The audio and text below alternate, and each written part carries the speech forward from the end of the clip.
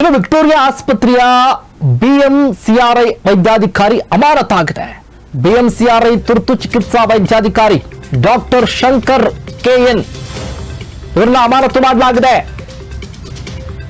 Victoria ಆಸ್ಪತ್ರೆಯ BMCRI ತುರ್ತು ಚಿಕಿತ್ಸಾ ವೈದ್ಯಾಧಿಕಾರಿ ಡಾಕ್ಟರ್ ಶಂಕರ್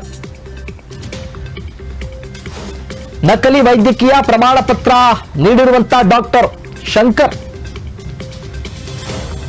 ಇವರ ಮೇಲಿರುವಂತಹ ಆರೋಪ ಸಾಬೀತಾಗಿದೆ. ಮೇಲ್ನೋಟಕ್ಕೆ ಡಾಕ್ಟರ್ ಶಂಕರ್ ಮೇಲಿರುವಂತಹ ಆರೋಪ ಮೇಲ್ನೋಟಕ್ಕೆ ಸಾಬೀತಾಗಿರೋದ್ರಿಂದ ವೈದ್ಯಕೀಯ ಶಿಕ್ಷಣ ಇಲಾಖೆಯಿಂದ ಅಮಾನತುಗೊಳಿಸಿ ಆದೇಶವನ್ನು ಹೊರಡಿಸಲಾಗಿದೆ.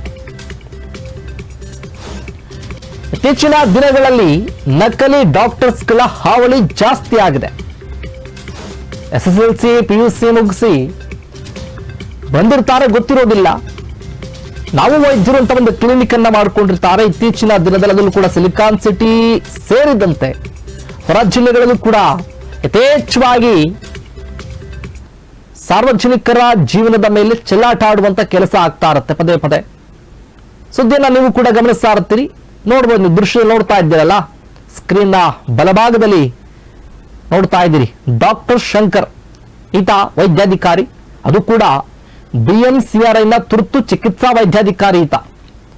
ಈತ ನಕಲಿ ವೈದ್ಯಕೀಯ ಪ್ರಮಾಣ ಪತ್ರವನ್ನ ಕೊಟ್ಟು ನಾನು ಡಾಕ್ಟರ್ ಅಂತ ಹೇಳ್ಕೊಂಡಿದ್ದ. ಇದು ಮೇಲ್ನೋಟಕ್ಕೆ ಸಾಬೀತು ಕೂಡ ಆಗಿದೆ.